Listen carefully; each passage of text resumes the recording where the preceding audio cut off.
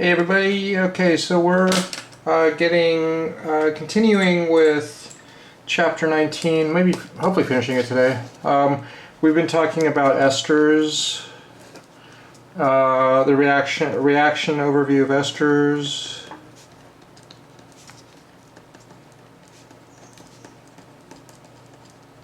And we started with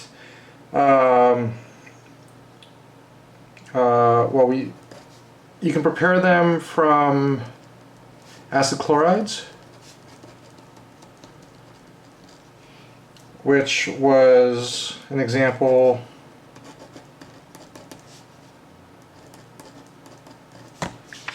and then some kind of base, pyridine. Remember, we used pyridine a couple times, and that would make this ester. I'm not going to review that mechanism again. The main thing though was that the oxygen attacked, electrons went up, then the base would take the proton, then the electrons would go down and kick this off. So this is base mediated S.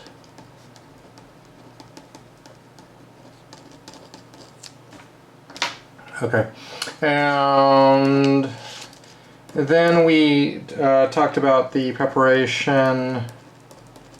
This is prepare via acid chlorides, and then we could also prepare via Fischer Esterification.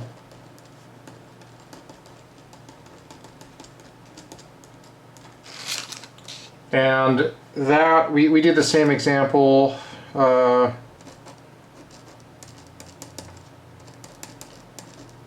The big thing about the Fischer Esterification is it uses a carboxylic acid instead of like an acid chloride. And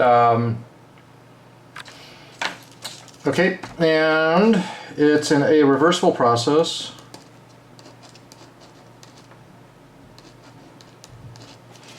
That leads to the ester and the water. So it's A plus B reversible to C plus D. And we did the mechanism. I'm not going to repeat the mechanism, but I can start it though. And so like trying a different method of doing my colors. We'll see if it works. I'm using a purple this time. But anyway, the idea was that the carboxylic acid would get protonated. You'd make a RSCC, and then the alcohol would attack the RSCC, proton transfer, kick off the leaving group, and lose a proton. So it's that process. We did it last time. It's in the last video too. Okay, but a big thing though is that it's A plus B going to C plus D. And what I wanted to mention again was that if you want to go from the left to the right, and you're using Le Chatelier's principle, kind of a Gen Chem principle you've probably learned, how could we go from left to right? Maybe increase A or B. You know, maybe have excess of alcohol, maybe have excess of carboxylic acid.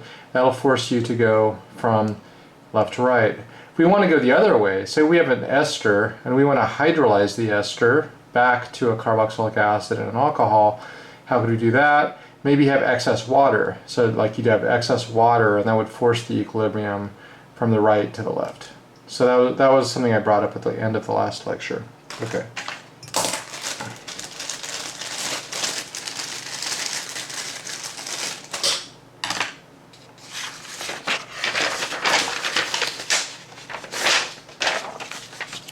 Okay, so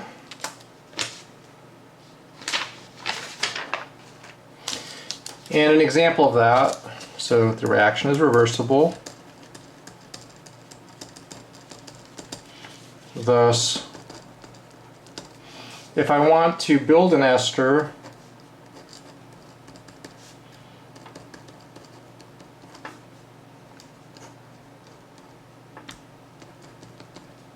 I might have excess alcohol. Okay? And that would make the ester. And if I want to hydrolyze an ester,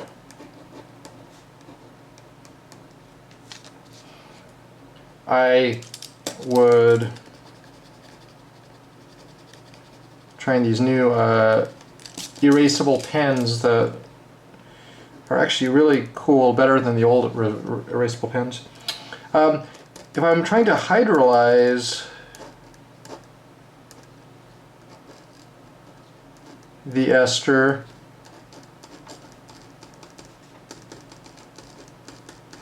using an acid catalyzed method, I would just have, this is trying to show a long arrow on the top, a short arrow on the bottom.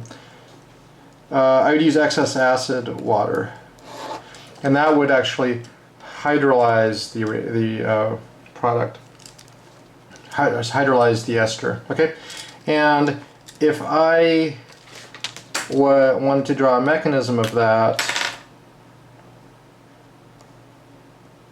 I'm not going to do it because it's exactly the same mechanism as before. The point is just going backwards. So you would take the ester, protonate the ester rather than protonating the carboxylic acid, and then you'd have water act as a nucleophile, proton transfer, kick off essentially the left side, the alcohol, as a leaving group. So see if you can do this. Mechanism, question mark. See if you can do it. And you know, that would be a great type of quiz question potentially, because I'm not giving it to you, but you can kind of figure it out. So maybe practice this in your notes. See if you can do a acid catalyzed hydrolysis of an ester. Okay?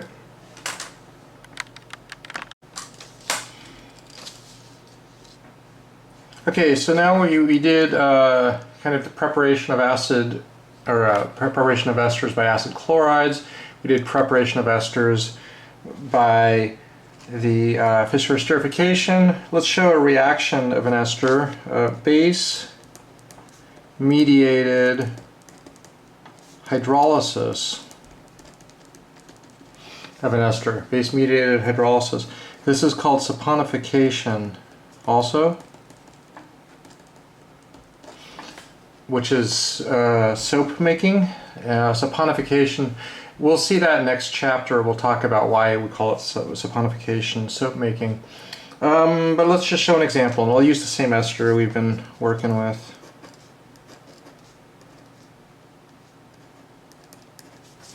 Okay, so to do this reaction, we're going to use NaOH, or OH minus hydroxide. There's also an acid step that we need to do at the end. Okay, and this will give us the alcohol and the carboxylic acid. Okay, so we're cleaving the ester from the ester is reacting with sodium hydroxide, and it's going to give an alcohol and carboxylic acid. Okay, so how does this work? And the big difference, because we just showed how to cleave an ester with acid, H3O, now we're going to do it with base. And what's going to be the mechanism? This is totally reversible, reversible, reversible, and then the last step will be irreversible. So,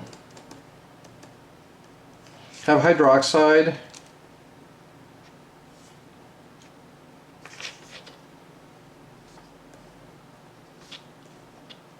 attack the ester. Okay, there's a reversible attack. Hydroxide attacks.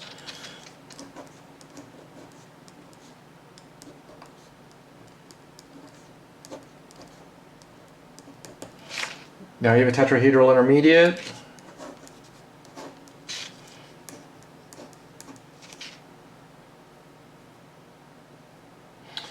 And indeed, the O minus actually swings down and kicks off the other thing as a leaving group, reversibly.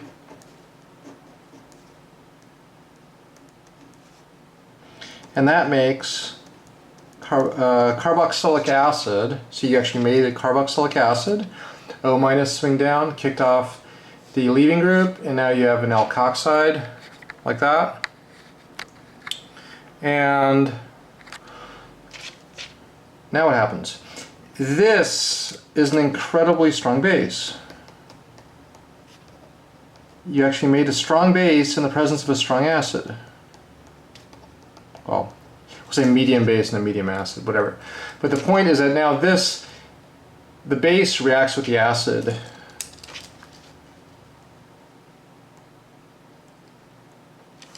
The base reacts with the acid and takes off the proton.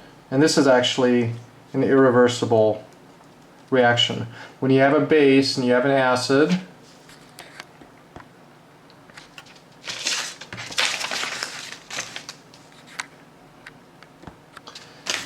they react, and it's irreversible.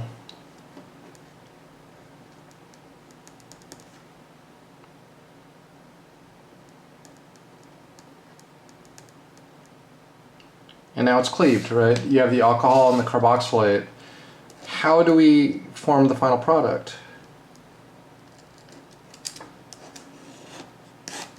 How do we form the final product? Ah, we have step 2. What's step 2?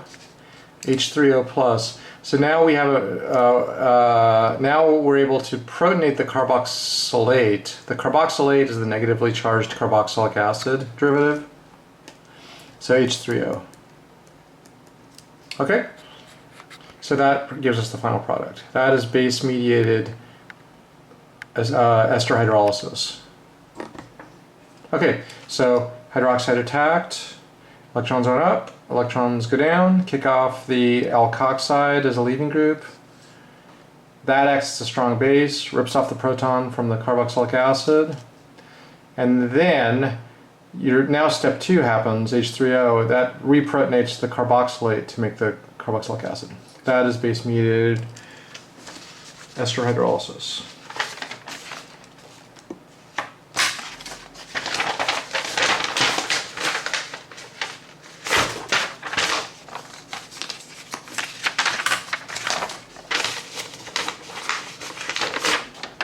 Okay, so now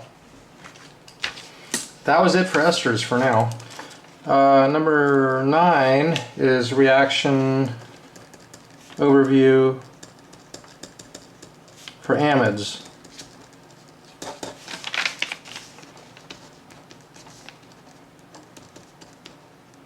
So amides, of course, are the carbonyl derivative or carboxylic acid derivatives with nitrogen. Again, a lot of this is redundant, so that's okay. Preparation via acid chlorides.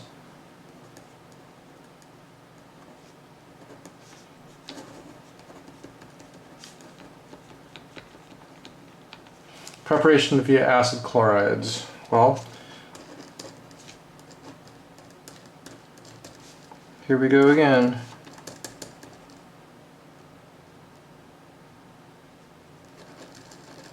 Let's react it with isopropylamine. Isopropylamine, what's the base we usually use? Pyridine. Okay, and what's the product? Well, it's simply acid chloride being a very versatile intermediate. Nitrogen attacks, kicks it off, and we get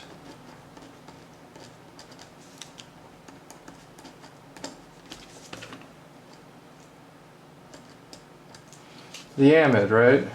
Nitrogen should be drawn a little higher, but the bond is connected to nitrogen. Okay, this is base-mediated NAS.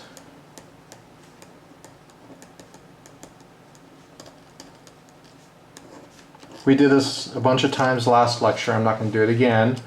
But essentially, you know, what does not happen? What does not happen is the base takes off the proton and then it attacks.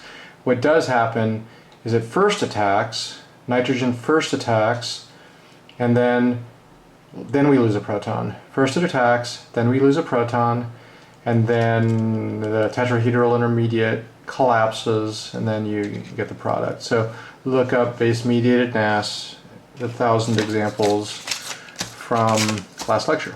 Okay. There's also a preparation method via thermolysis of ammonium salts. This is in the book, and I'm actually going to kind of skip it. I'll just show what it is. I'm not going to do the mechanism, and it's not going to be on the quizzes. So you might write not on quizzes, not on quizzes.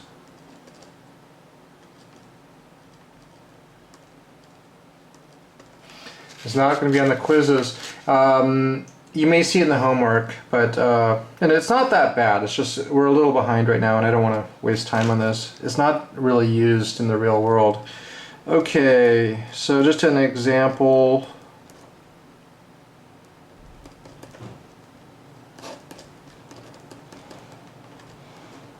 You could react a carboxylic acid with ammonia, cook it really high, like 200 degrees Celsius, which is going to kick off water.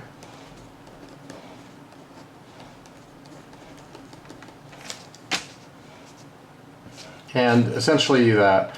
So some stuff's going on in the mechanism because that's actually a bad leaving group, remember? It's a bad leaving group.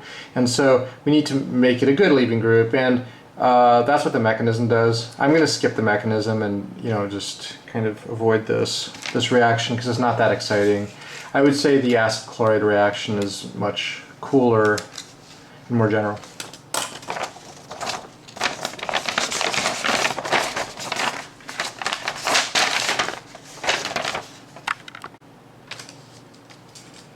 Okay, just one more example of that reaction, but without worrying about the mechanism and understanding. It's not something we emphasize really in this course at all.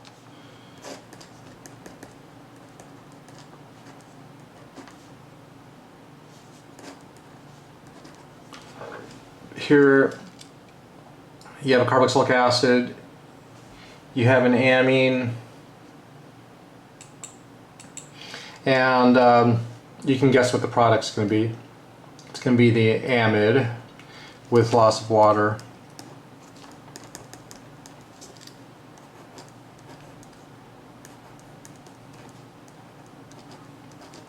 So yes, the book talks about it, but we're going to kind of not really get into this anymore.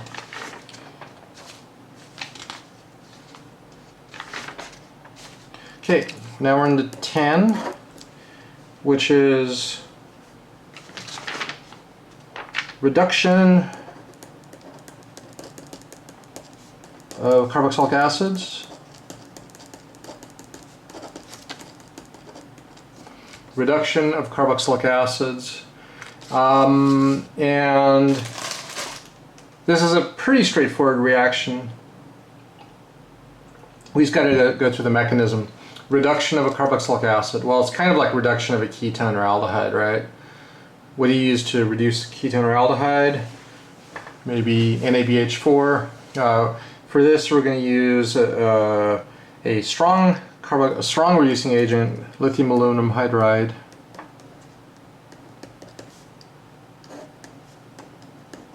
And we're going to be left with a alcohol. And so we got to use our sort of super duper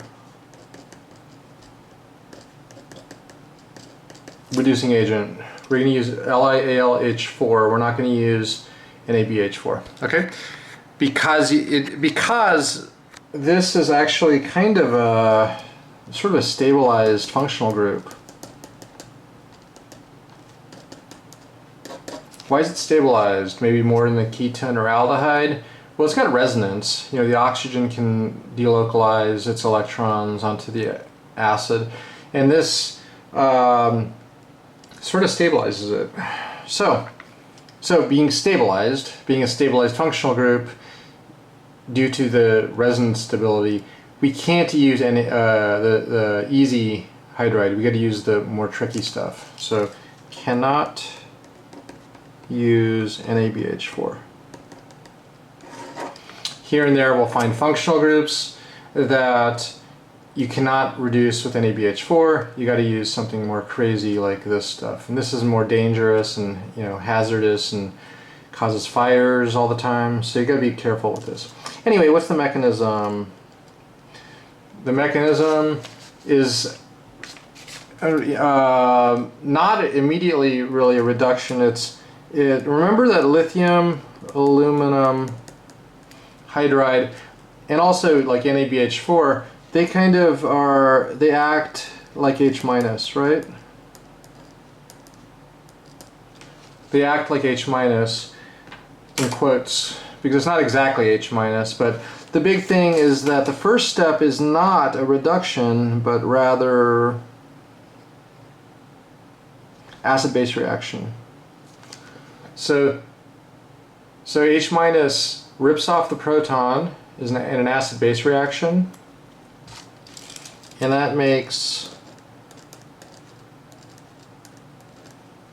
what I call AlX2 plus. So it's some kind of aluminum salt. Okay, so it's an acid-base reaction, makes the aluminum salt, and this part happens to be a good leaving group. Okay, so now you got a good leaving group, and now the actual reduction will occur. So I have another H dot dot minus. First it was a base, basic. Now it's going to be a nuke. Now this H minus is going to be a nuke. So it's going to attack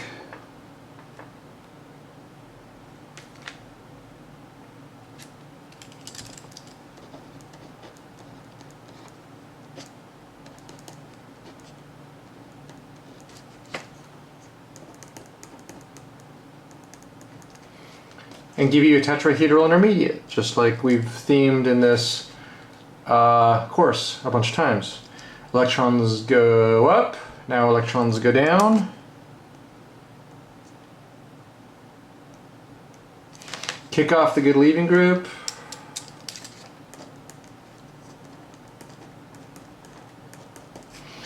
The end result, remember, is going to be a primary alcohol. So here we've made a aldehyde. Well, at this point, we go back to organic 1 and we review that now we can reduce the aldehyde to the primary alcohol.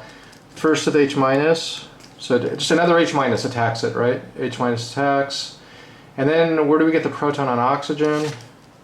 H3O plus. Okay, so you can draw that out, or ask me in office hours. H minus attacks, that makes a new O minus. Then you have the O minus, that reacts with H3O, and you get the primary alcohol. Okay?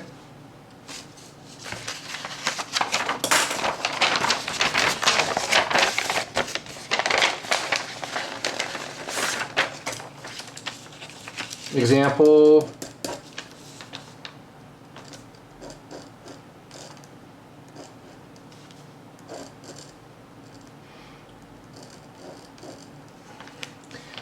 Just use a more complicated carboxylic acid.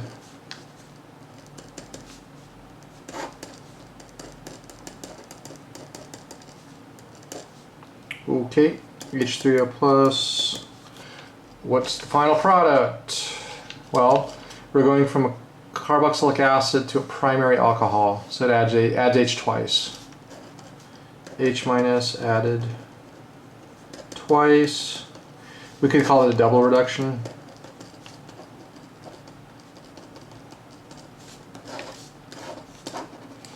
What's the product?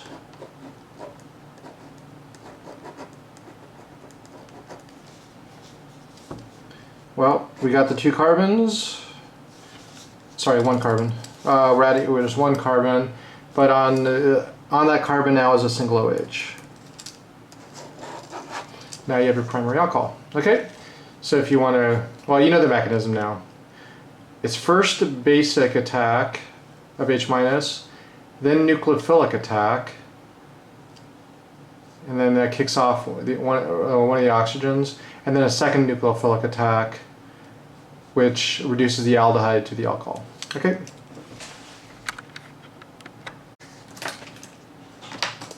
Okay, so we're actually ready for our last reaction of the semester. I'm just kidding. I bet you wish that was the case. It's the last reaction of this chapter, though. Last reaction. And it's a fun name. It's the Helmholtz-Zielinski reaction. The Helmholtz-Zielinski reaction. You could call it the Hell reaction. Some students like to call it the Hell reaction. Okay, it's not that crazy though, so it's not really worthy of the name, but these are the three chemists that discovered it, Helmholtz and Zielinski. What is the overview, the basic idea? The basic idea is that you got a carboxylic acid. We're going to react it with PBr3 and Br2. And second step is water. And it actually does a couple different things, but the net result is not that crazy. All it did is installed a alpha bromo. So I put a bromo at the alpha position of this. I should say the book uses Br2 and phosphorus. I like these reagents more because we actually know how to do this all using the chemistry we already know. So it's actually much, I think, easier and easier to understand if we use PBr3 and Br2 in step 1, water in step 2. Okay? So I'm going to go through all the mechanisms, but let's just show the key parts. Part number 1, we actually learned already, which is that we can convert the carboxylic acid to a acid bromide. We learned that.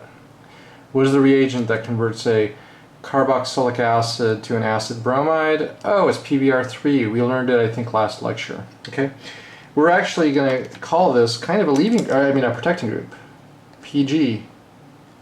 We're kind of protecting the carboxylic acid part. Okay, and then part 2 is the conversion of the acid bromide to an alpha bromo acid bromide. So all we're going to do is brominate the alpha position, and that actually uses Br2. That is actually something you already know also, because we did that. We did that with maybe last chapter. It was kind of like the acid catalyzed bromination, alpha bromination of like ketones, right? Well, guess what? It's exactly the same here. So this is all old stuff. And then we have part 3,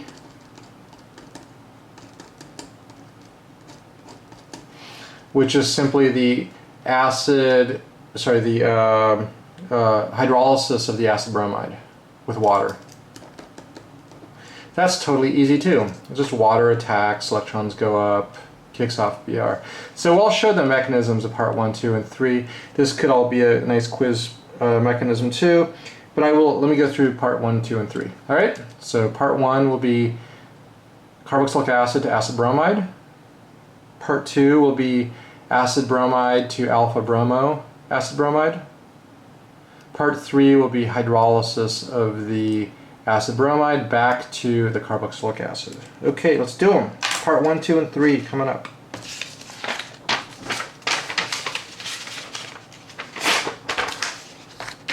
Okay. 3 parts for the Helmholtz-Zielinski reaction. Part 1 is kind of the acid bromide formation.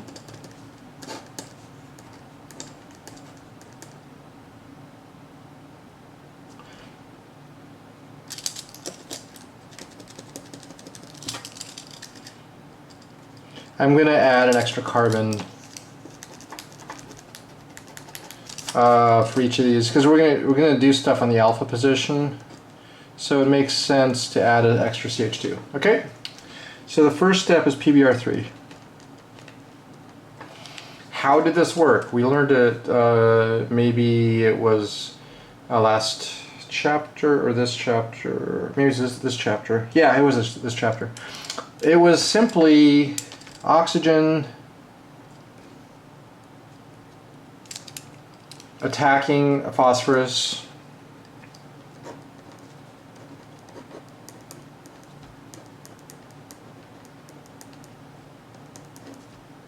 Like this, right? And that was an RSCC.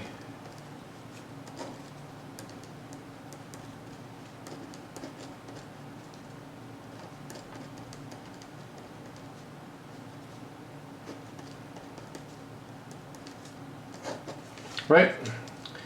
I'm going to go downward, and now Br minus does what? Br minus attacks.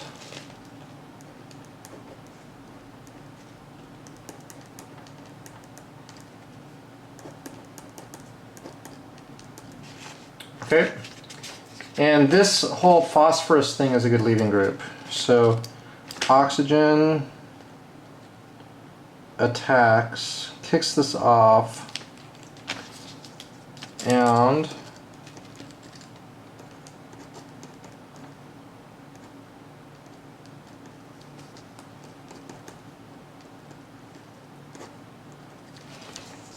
that actually creates essentially the acid bromide, right? Oxygen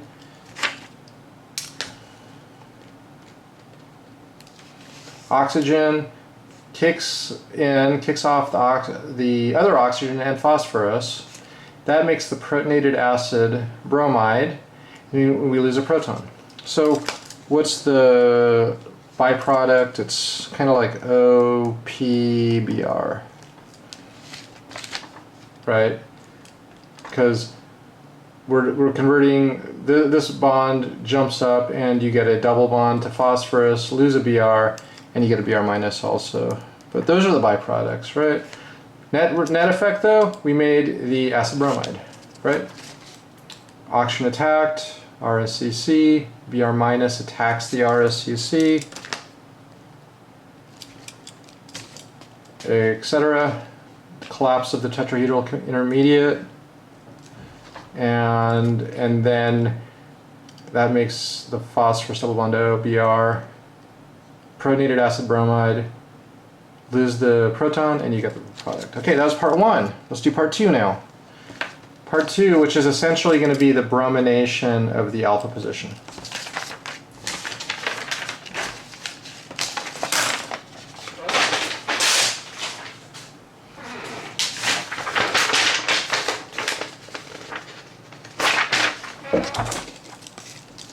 Part alpha bromination.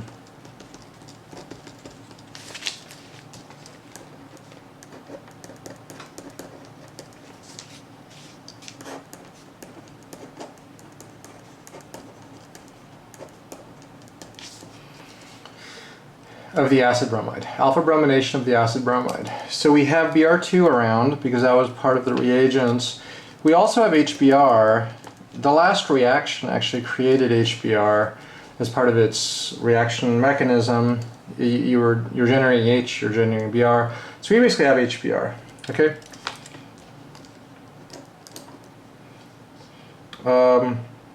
So all we're doing is we're using HBr to do a keto-enol tautomerism. Keto-enol tautomerism.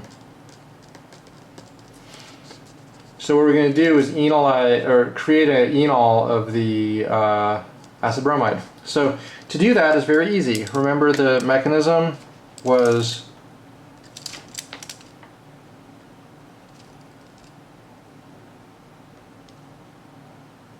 it's really a proton transfer from the alpha position to the carbonyl. So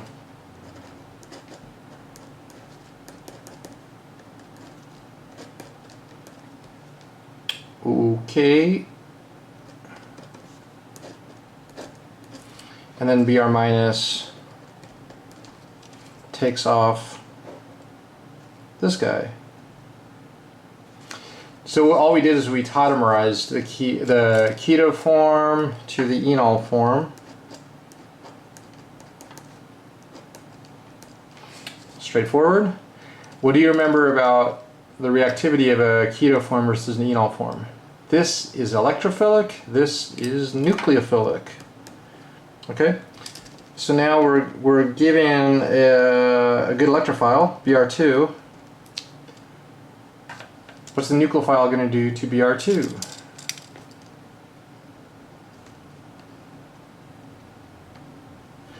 Attack it spontaneously. We have a nucleophile, we have an electrophile.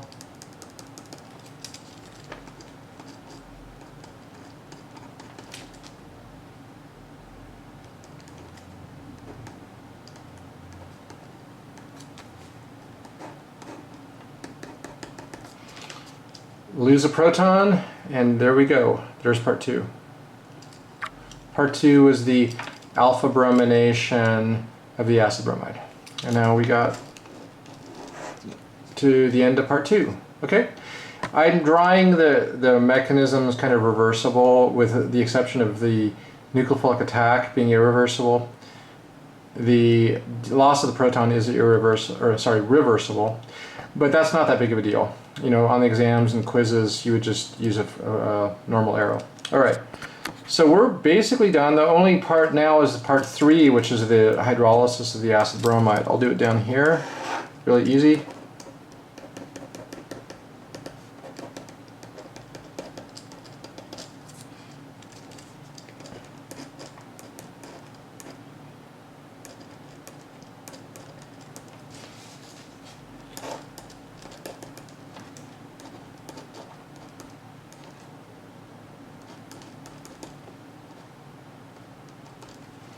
Going from the alpha bromo acid bromide to the alpha bromo carboxylic acid. While there is probably acid and could, you know, protonate the acid bromide, it's unnecessary because the acid bromide is so reactive as an electrophile. So really, all you do is just have a water attack.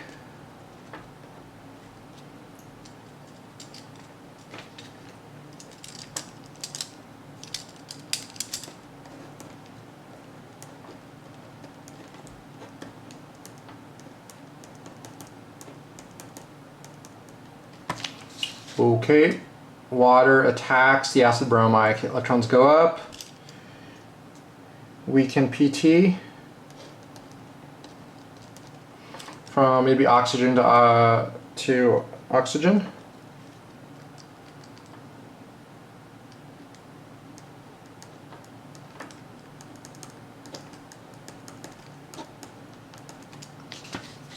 And then collapse of the tetrahedral intermediate. Oxygen kicks off the Br.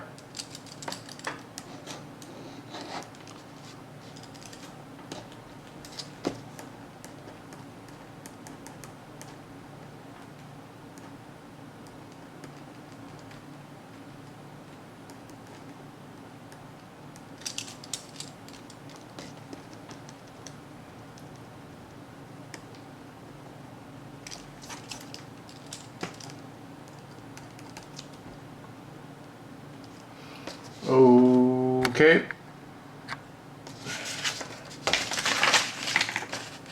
And then loss of proton to the final product. I didn't draw the other bromine in this intermediate. You can draw it in, it's not, you know, or I skipped the alpha bromo in both of these intermediates just because sort of space. So you can draw them in when you're drawing this. Just, you know, have the left side have this other Br. That Br is not involved in any of this. Okay, so that's just a little minor thing. Okay.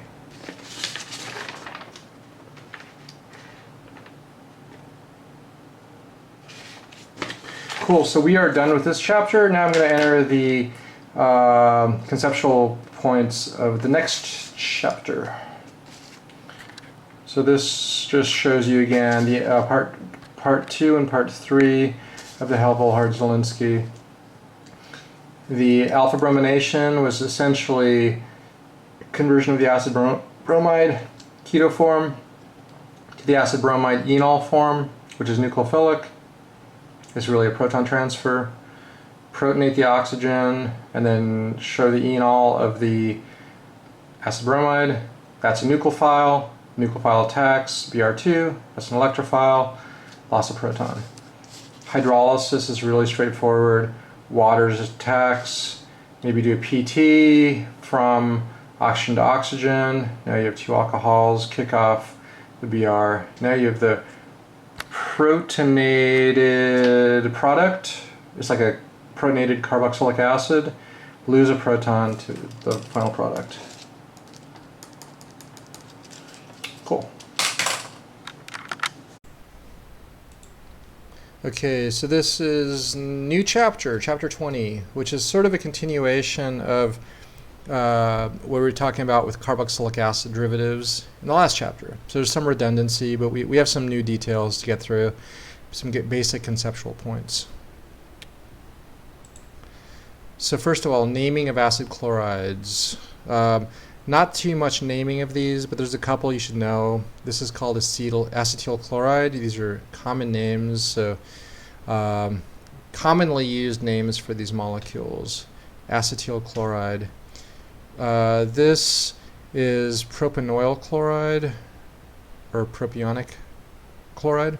So it's the 3-carbon version of an acid chloride. Propanoyl chloride or propionic chloride. This acid chloride is derived from benzoic acid, and notice that this is propanoyl chloride, and this is derived from benzoic acid. This is going to be called benzoyl chloride. So propanoyl chloride, benzoyl chloride are kind of common names for acid chlorides. Anhydrides. Anhydrides. So these are, there's a couple commonly used anhydrides. This one's, the name is acetic anhydride. Acetic anhydride. And so acetic anhydride and acetyl chloride are actually very similar in reactivity. So both of them are used to acetylate molecules, alcohols and amines, to make esters and amides. So another one is propanoyl or propanoic anhydride. Propanoic anhydride has propanes on both sides. These are common names, and remember, we don't really test you on common names, but this is kind of the one extra carbon version of acetic anhydride. Then we have acetic formic anhydride. So now we have an acetic group on one side and a formic group on the other. Acetic formic anhydride. It's a great way to add a formal group to a molecule. So if I have an alcohol and I want to make a formal ester, a 1-carbon ester on it, this is a great way to do it. Why does the formal group react selectively as the electrophilic site and not the right side, the acetate? The reason is because sterics, right? The formal group is less sterically hindered. Okay. So naming of esters this is actually something you could get tested on. The ester is composed of sort of an alcohol side and a carboxylic acid side, and the naming is alkyl alkanoate. Alkyl refers to the alcohol side, which would be the left side here, where the oxygen is. Alkanoate is sort of the other side, the carboxylic acid side. So what's the name of this molecule? It is, we have a 2-carbon piece on this side, 4-carbon piece on the other side. It's going to be called ethyl butanoate, right? Ethyl butanoate, because it's a 4-carbon piece on this side. Ethyl butanoate. Let's just reverse the orientation of the ester. Now it looks like butyl ethanoate, 2 carbons. Butyl ethanoate, 2 carbons, right? 4 carbons on the alcohol side, 2 on the other. Butyl ethanoate. This is another case where nobody in the universe would actually call this ethanoate, because that's proper IUPAC, but people are more likely to call the right side acetate. So butyl acetate is kind of the more accepted version of this naming. Nobody uses the word ethanoate. Everybody uses acetate. Okay, and then how about this? Now we have 1 carbon on one side, and then 1, 2, 3, 4, 5, 6 carbons on the other. Methyl hexanoate. Methyl hexanoate. Okay? How about this? Now this is a isopropyl group, which you learned in Organic 1. It's one of the branch substituents. Isopropyl, right? Like you remember isopropyl alcohol? So it's 3 carbons, OH on the middle. Well, this is isopropyl something OH. Isopropyl something OH. Well, if this is a benzoic acid, maybe it should be isopropyl benzoate. Isopropyl benzoate. Also, remember from Organic 1, we had the systematic naming of branched substituents. I'm not going to emphasize that in this course, but you did learn this in Organic 1, that an isopropyl group can also be called a 1-methyl-ethyl group, because it's like an ethyl group, 1,2, 1,2, right, with a 1-methyl. 1-methyl-ethyl is the same as isopropyl. Couple to try at home. Tert-butyl propanoate. So tert-butyl group is 4 carbons branching on the central carbon. Propanoate is 3 carbon ester part, right? Benzyl, definition of benzyl is phenyl CH2. It's a benzene and a CH2. Benzyl, 2-bromobenzoate. Well, the 2-bromobenzoate should be a benzoate like this with a bromine at the 2 position. Benzyl, 2-bromobenzoate. 4-methylpentyl benzoate. So benzoate's easy because it's just this, right? Benzoate. 4-methylpentyl will have oxygen and 5 carbons, and then a methyl on number 4. 4-methylpentyl benzoate. Allyl. We mentioned this before. I'm not going to really ask you for it again because it's easy to forget it. Allyl is a 3-carbon piece with an alkene on the end carbons, the end 2 carbons. That's allyl. So allyl, 2,2-dimethyl propanoate, that's easy, right? Propanoate is the 3-carbon carboxylic acid piece. Methyl's on number 2. So there's a couple important esters derived from salicylic acid. This is a common carboxylic acid. One is if you take this molecule and do a methyl ester Fischer Esterification to make the methyl ester of it, the methyl ester, that makes something called oil of wintergreen. So it has a very wintergreeny flavor. It's in a lot of chewing gums and mouthwashes and stuff. Also, if you react the bottom part, the phenol alcohol, with acetic anhydride, oxygen attacks, kicks out the other part off as a leaving group. This makes O-acetyl salicylic acid, and that's also known as aspirin. Okay, so these are 2 derivatives that are very commonly used in day-to-day life. Methyl salicylate is sort of wintergreen. This does not have any kind of wintergreen flavor or smell. It's actually just aspirin. It's used as the pharmaceutical mild painkiller. Okay. And okay, great. Esters are present in lots of drugs and biologically active substances. Cocaine has sort of branched alkaloid part on the left side of the molecule, and there's a methyl ester here, and then this is sort of it's the opposite orientation of the ester, but this is a benzoyl group. So we have a methyl ester and then this sort of benzoyl group attached to like an alcohol on the carbon chain. Z, 7-dodecyl acetate. Remember Z is zusammen, which is same side, or when I teach Organic 1, I say the same side, where these 2 things are on the same side. This has got an acetate at the end. Very curiously, this is a pheromone for 2 very deviated species.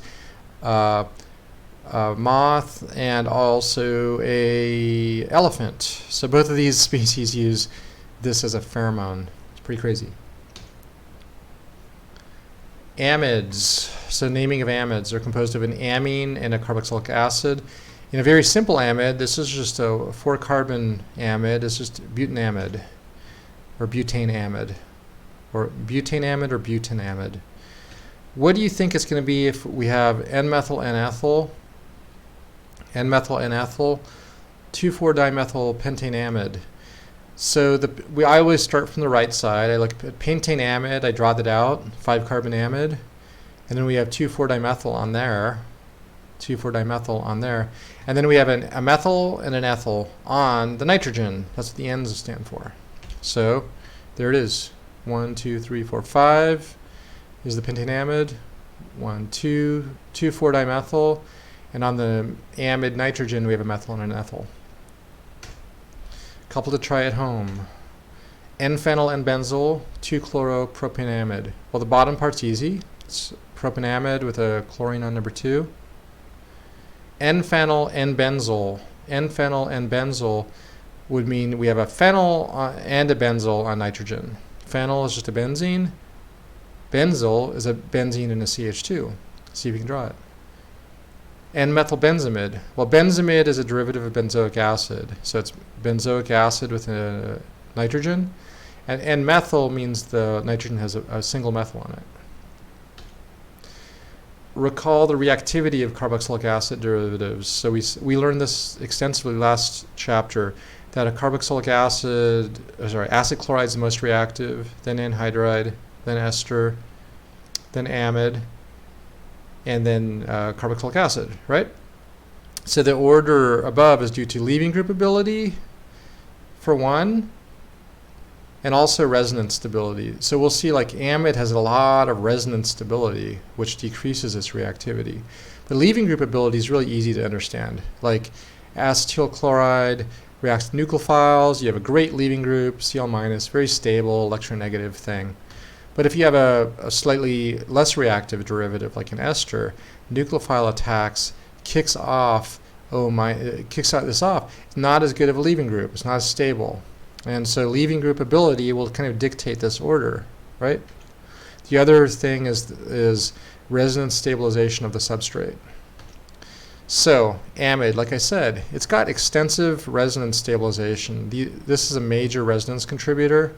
So we have this resonance stabilization.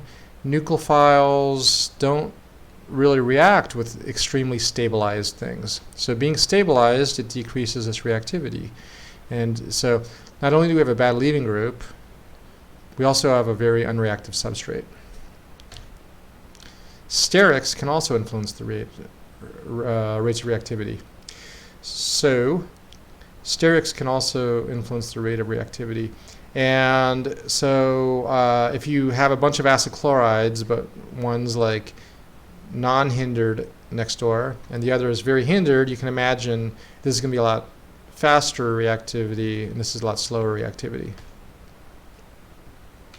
Okay, cool. Does that make sense, hopefully? Spectroscopy. So generally, we can't see these derivatives by proton NMR, right? Because there's no proton where the carbonyl is. Even on a carboxylic acid, it's separated by the oxygen. We can see these by carbon NMR. Again, I'm probably not going to give you carbon NMR for your problems, so you don't really need to worry too much about carbon NMR. In the real world, of course, we do use carbon NMR. Ketones and aldehydes go more downfield, so 200-ish or more, maybe even down to 220 or so. So ketones and aldehydes are easily distinguished from carboxylic acid derivatives. Carboxylic acid derivatives themselves are not very easily distinguished. You can usually figure it out from the molecular formula. You know, how many oxygens you have, do you have a chlorine or whatever. Here's an example of a NMR analysis of an ester.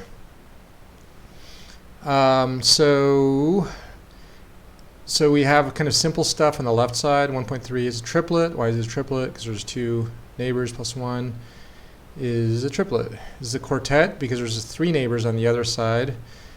And it's a quartet. 3 plus 1 is Q. Next to any carbonyl, a pi bond it's around 2 to 3. So yeah, 2.3 matches. And then on the other side, now this is a very crucial peak, the 4.7. That's where the ester oxygen is. It's a CH. Around 4, you know, it can go up from 3.5 up to 4.7. I mean, it's a wide range. But this defines where the ester is. And then we have the 2, it's a multiplet, right? Because there's 6 protons next door. It could actually be a septet. And then you have the 2 doublets. It's actually 1 doublet. It's a single doublet. And that's because both of these CH3s are next door to a CH. Okay? The carbon NMR of the same molecule, you know, the ester shows up around 170, 180. The oxygen, that's a very crucial peak. It's around 50 to 80 or so is where that OCH comes.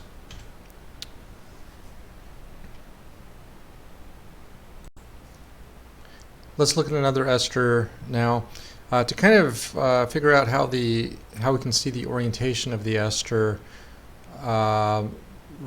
relative to both of the sides. So here we have a terbutyl group and we have an ethoxy group on the other side. And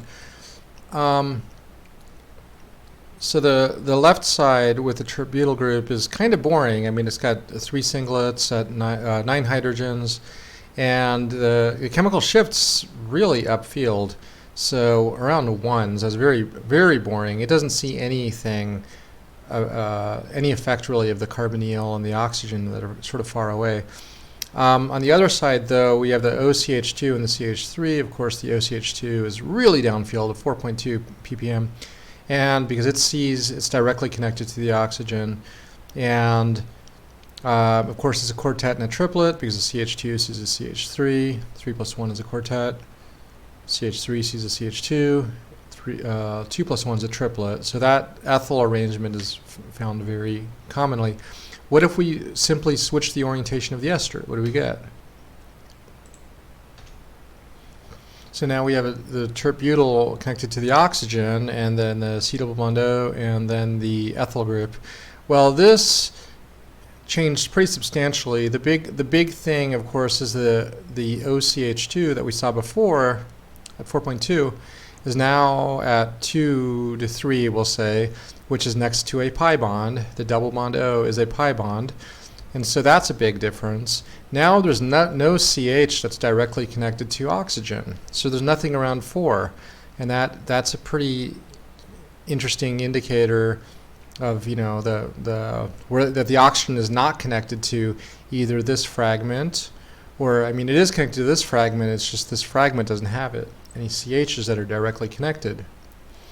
The other thing is that the terbutyl signals are slightly downfield, slightly downfield at 1.5 compared to 1.1, so they feel a little bit of an effect, but it's still kind of far away, so nothing to really interpret there. The big thing is we don't see a peak at 4, and so without the peak at 4, we kind of maybe assume that the ester oxygen is sort of isolated between some non-CH things, like here. Of course, in the the carbon NMR, you could see some things. You could see the ester at 173. These two peaks are kind of like normal, like where you would not expect an oxygen directly connected. The most pronounced peak is probably the 80 peak, which is this carbon with an oxygen on it.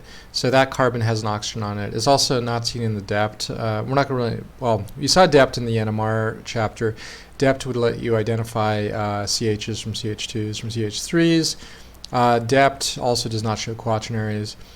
Anyway, but our main focus in this course is Proton Nmr. So I'd kind of focus on these two situations and looking for something that has a peak at 4. You know you have an ester if some of these criteria are met. The molecular formula would have 2 oxygens and a UN equals 1. Okay, so 2 oxygens and UN equals 1 is a good indicator you have an ester. But what if it's a carboxylic acid? That also has 2 oxygens and UN equals 1. But a carboxylic acid would have a carboxylic acid peak, which is around 11 or 12 ppm. So not seeing that peak, that's a pretty good indicator that you have an ester. Also, maybe if you have a peak around 4-ish, like we have up here, that could be an indicator you have an ester too. Maybe if you're given carbon NMR, you might have a peak around 60 or 80. C double bond O would be around 170 or 180. So those are all indicators of an ester. For you guys, I'd mostly say, well, UN equals 1, 2 oxygens, maybe you peak around 4. That's a good indication that you have an ester. Nitriles are also in this chapter, and so we'll talk about nitriles a bit. Remember, a nitrile is carbon double bond N. No, sorry, carbon triple bond N. Carbon triple bond N. Big thing is nitrogen well, you have a nitrogen and you have UN equals 2. So the 2 would be because it's triple bond, right? So we have 2 double bonds, and that becomes UN equals 2. So we'll see a couple examples of nitriles in a second that you can look at also. Here is just a sample problem with Proton Nmr. Pretty easy. You should be able to figure this out. Of course, this is a benzene. I think if we do the UN, was it 12, 22 minus 12 is 10 divided by 2. This should be 5, and I think it's benzene's 4, and then you have an extra. This is probably the ester, OCH3, right? It's a methyl ester, it looks like, around 3.7. And then looks like it's a benzene, CH2, CH2, carbonyl, oxygen, CH3. And carbon NMR is provided, but you should be able to do this with proton. In the carbon, the key things are probably the ester and the OCH3. Everything else is kind of boring. Okay, so this is another problem. This is actually kind of fun. You should see if you can get this. Don't worry about the carbon NMR. It's not really critical to solving this. If you do the UN, I think it's 5. So it's going to be let's see.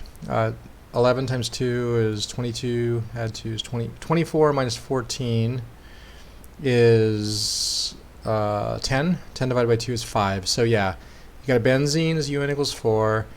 You have an ester, so UN equals 1.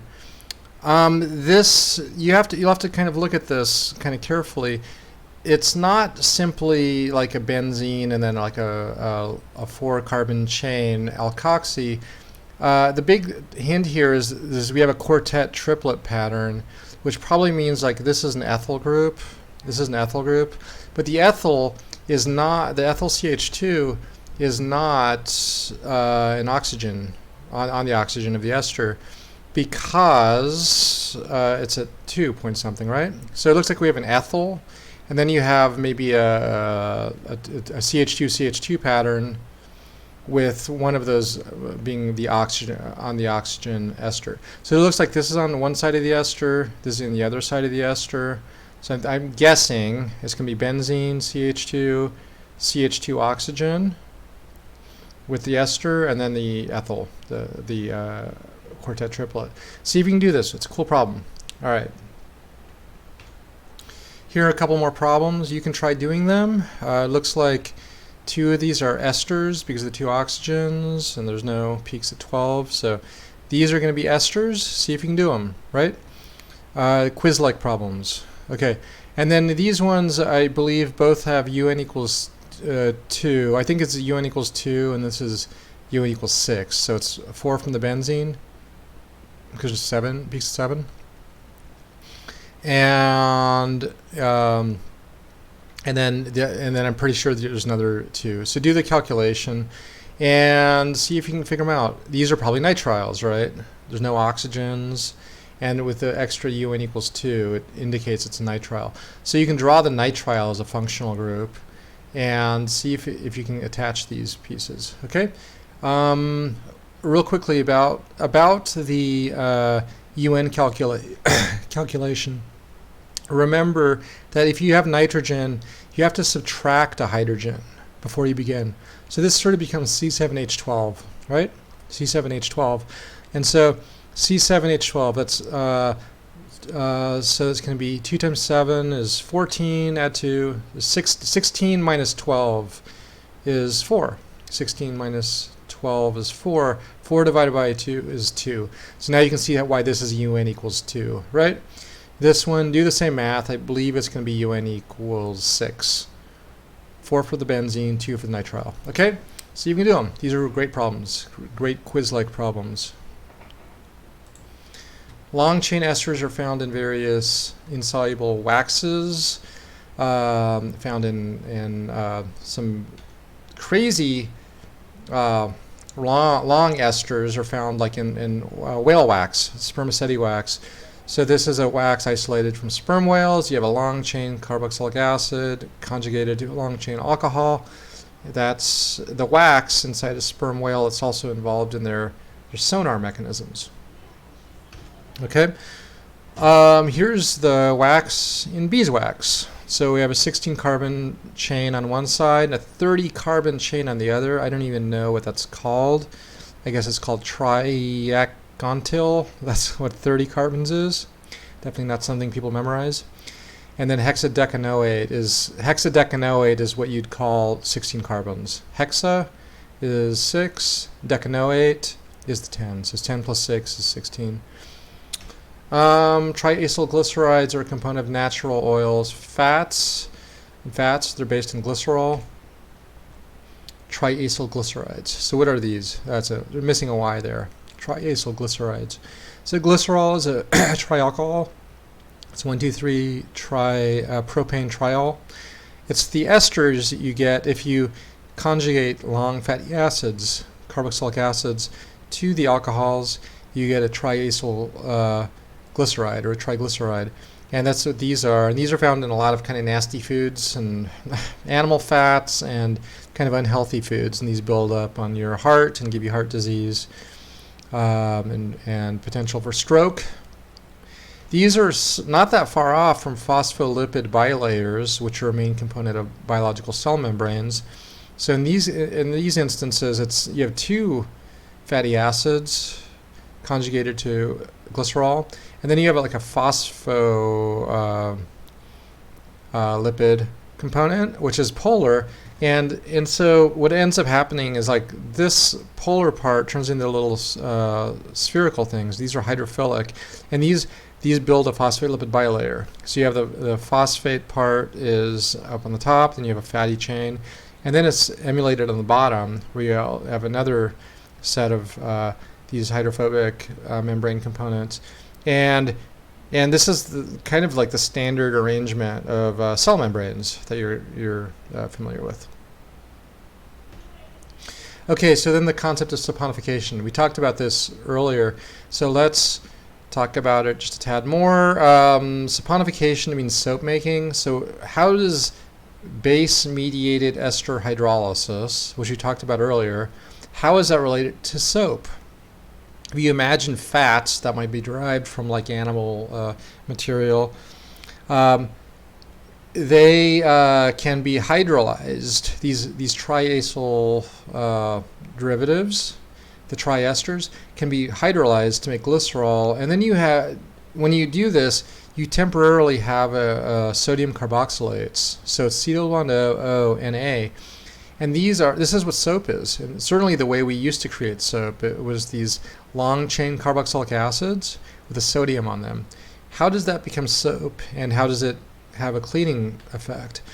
Well, when you put this into water, these things self-assemble into things that are called micelles. So you have kind of a polar head group, like the CO2Na, which is the little pink thing. And then you have the greasy part in the middle. So these are spherical materials. And greasy things like on your hand, that might be from eating food or something like that, they get trapped inside the micelle. And that is basically how soaps work, right?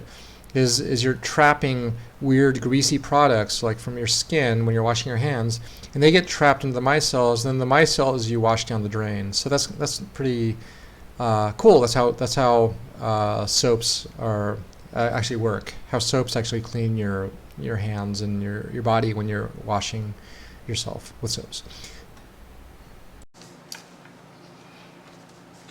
Okay, so we're just going to get into chapter 20 a little bit in terms of the topics. Not that we won't have time for that much. The PowerPoint was 1 through 4, and now we're into 5.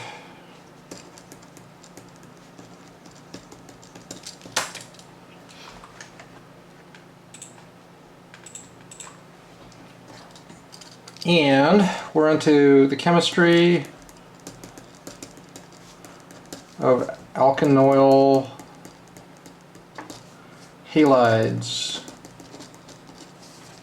The chemistry of alkanoyl halides. What do you think that means? Alkanoyl halides. Those are acid chlorides and acid bromides. For the most part. In the real world, we also use acid fluorides sometimes, but that's kind of an advanced topic. But yeah, they all kind of do the same thing. They all have a leaving group on carbonyl. Okay? Alright, so let's review how to make them. How do you make them?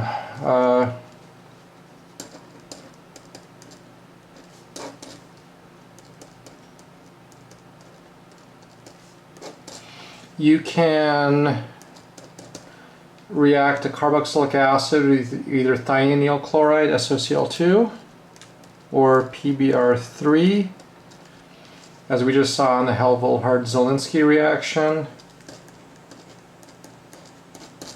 And that makes the acid halide. X could be Cl or Br.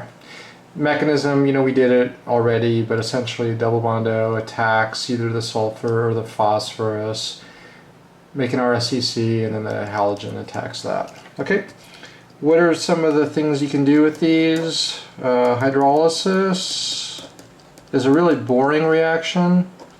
Like why would you make it if your only goal is to get rid of it? Well, we did hydrolyze it in the Helvell-Hart-Zielinski reaction. We did it for bromine, but it's the same thing for chlorine also. Acid chlorides, when they react with water, there's really just, you know, electrons go up, maybe do a proton transfer, electrons go down and kick it off. So that's an abbreviated mechanism we often do for NAS reactions.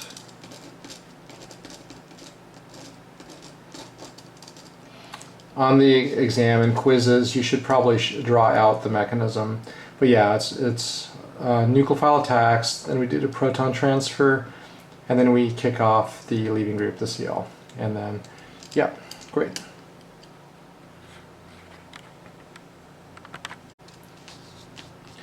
Okay, and two more reactions of acid chlorides that you know of. Ester Formation. As I think I mentioned before, this is very redundant from what you already know and kind of what you learned last chapter. So, but let's just show an example.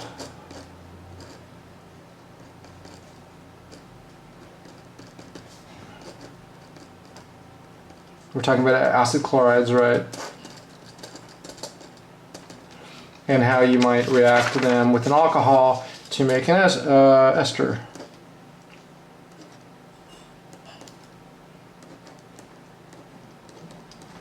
Yeah, we did this extensively, even last chapter. So I'm not going to repeat the mechanism, but yeah, alcohol attacks. Then you lose the proton, and then it kind of collapses. So this is NAS, what we call base-mediated NAS because of the pyridine as a base. Yeah. What about amide formation?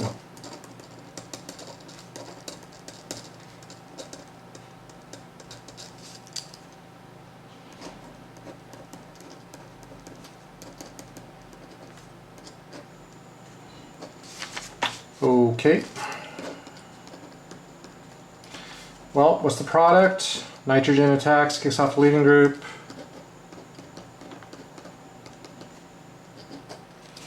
And you get that amide. Alright, NAS. You can fill in the mechanism if you like.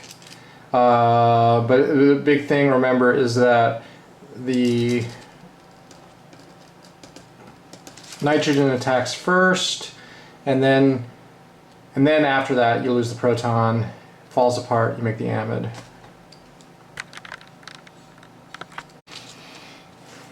Okay, so I just want to close on this last little topic, and it's nice to introduce it before we close.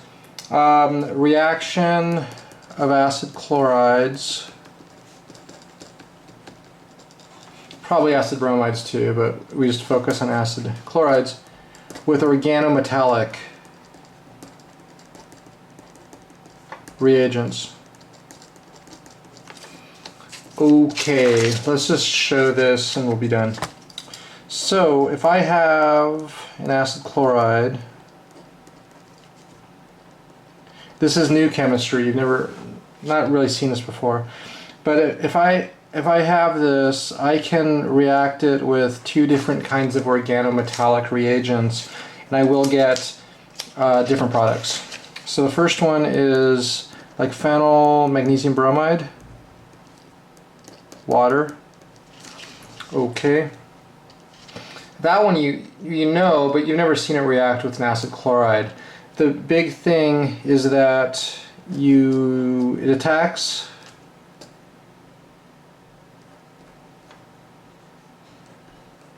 and you get a ketone. Roughly speaking, the mechanism is just it attacks like that. Electrons up, electrons down. Yeah, that's the mechanism. It's an NAS, right? Nucleophilic acyl substitution. Phenyl attacks, electrons go up, electrons go down, kick off the chlorine. You get a ketone, but we already know that these also react again. And so now, of course, a Grignard will attack a ketone, and your final product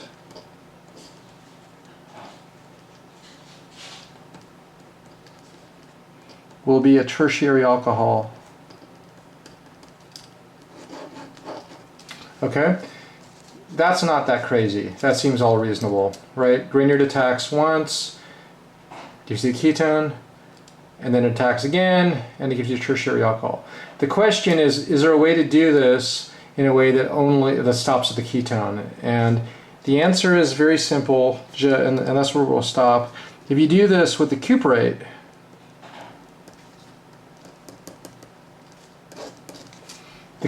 which is kind of like a funny Grignard, like a funny organometallic. Cuprates do things a little differently.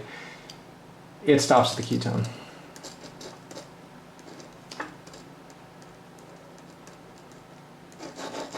Stops.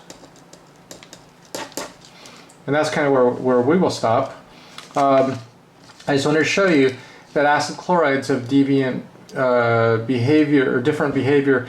If they react with the Grignard, it gets a double addition to the tertiary alcohol. If they react to the cuprate, it stops at the ketone and does not continue. Stops. So next time I'll also review again how do you make cuprates and things like that. Just the one thing to remember, where else have we seen cuprates? You just saw them recently. They attack enones, right? They attack alpha beta unsaturated ketones.